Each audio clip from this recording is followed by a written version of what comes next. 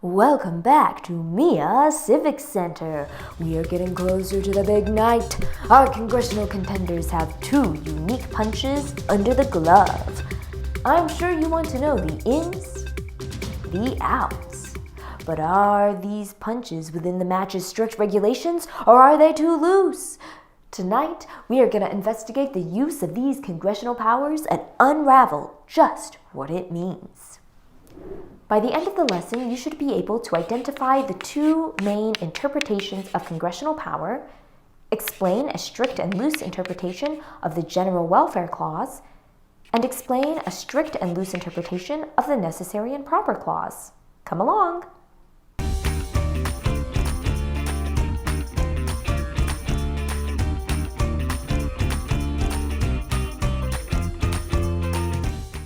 Last night at Mia's Civics Center, we learned that Congress was considered most important by the framers.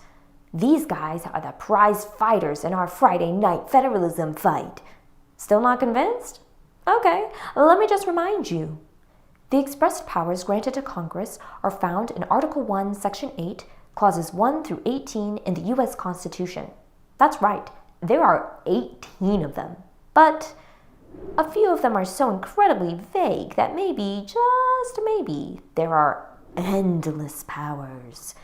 Ladies and gentlemen, join me for an inside exclusive on the power of the general welfare and necessary proper clauses.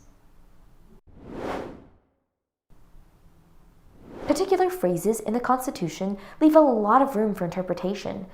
What does it mean to provide for general welfare?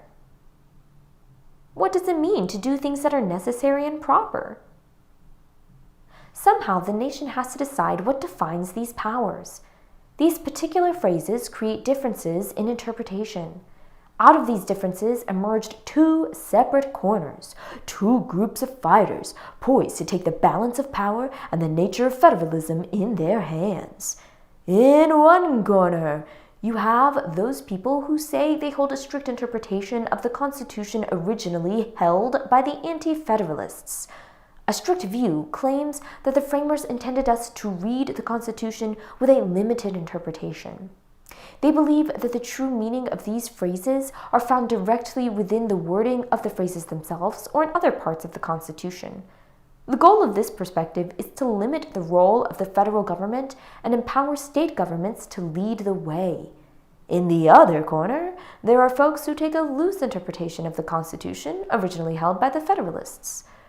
A loose view claims that there are implied intentions within the murky lines of text, meaning that it is not directly stated but nevertheless was intended.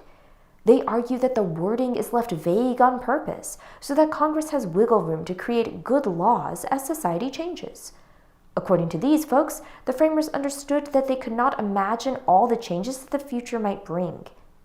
Hey, let's stop for a minute to show what you know. Grab your pencil and notebook. What are the two basic camps or interpretations of constitutional phrases? What does each side believe? Pause the video and jot some responses down.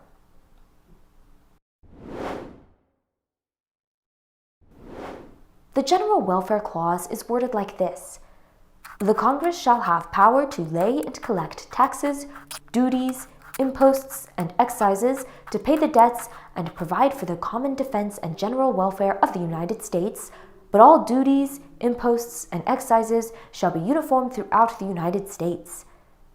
A strict interpretation takes issue with the phrase general welfare. To limit the phrase's potential for limitless power grabbing, they said this should be read in a limited way and should be explained by the particular clauses subjoined to the clause containing them. In other words, the expressed powers written around the clause, such as the power to coin money, define the general welfare. It is not open for additions. On the other hand, a loose interpretation would say the wording is left ambiguous in order to equip Congress with the ability to properly take care of the nation as time goes on. Remember, this clause is about the power to tax and spend, and, according to a loose view, spending was limited by the clause itself with the words public debts, common defense, and general welfare. But still, they saw the phrase general welfare as an intentionally vague phrase. They saw this phrase as key to the expansive powers and scope that the framers intended for Congress to have. Why else would it be so vague? I mean, they did take a lot of time to write this thing, and it was kind of an important document, so let's pause again to make sure you generally get the idea with a show what you know. You know what to do, grab your pencils and let's do this. How does a strict interpretation limit the power of the General Welfare Clause? Why does a loose interpretation think general welfare was written intentionally vague?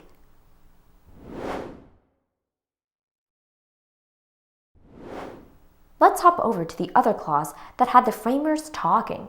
That's the necessary and proper clause. This clause states that Congress has the power to make all laws which shall be necessary and proper for carrying into execution the foregoing powers, and all other powers vested by this Constitution in the government of the United States or any department or officer thereof. James Wilson, the author of the clause, felt the necessary and proper clause was meant to create implied powers, or powers not expressly written in the Constitution. However, a strict interpretation of this clause points to the phrase, into execution the foregoing powers, meaning the other expressed powers as a clear limitation to the clause's scope. According to this view, the necessary and proper clause was not supposed to be completely open-ended. But what's the big deal anyways? Now, the strict interpreters said that this clause had the potential to be an extremely dangerous clause in the Constitution, and believed it had to be limited by the other expressed powers. They argued that this clause, combined with another clause, the Supremacy Clause, could ultimately negate Article 4 of the Constitution, which requires the federal government to guarantee each state a Republican government. This combination could create broad, undefined legislative power and make the federal government a superior government. On the other hand, a loose interpretation felt that the clause's open-endedness was very flexible and constituted a power in and of itself. What was indeed necessary and proper was to be determined by that particular session of Congress in response to demands of society at the time. Congress needed powers that could be flexible enough to provide for an ever-changing world. Before we wrap this up, can you show us what you know? According to a strict view, why is the necessary and proper clause dangerous? According to a strict view, what limits the use of the necessary and proper clause? According to a loose view, why is the necessary and proper clause a power unto itself? Recap! Today we learned that a strict and loose interpretive lens for viewing the Constitution emerged during ratification, and those views still dominate constitutional debates up until this day. We also learned that the General Welfare Clause and Necessary and Proper Clause are two key congressional powers that have centered the debate over legislative power. So the question is this: does the Constitution clearly define these phrases, or should it be left for Congress to decide? In the next lesson, we will find out. And that's it for us today. I hope you all have a great rest of your day. And as always, remember to vote, debate, and participate. Hey, hey.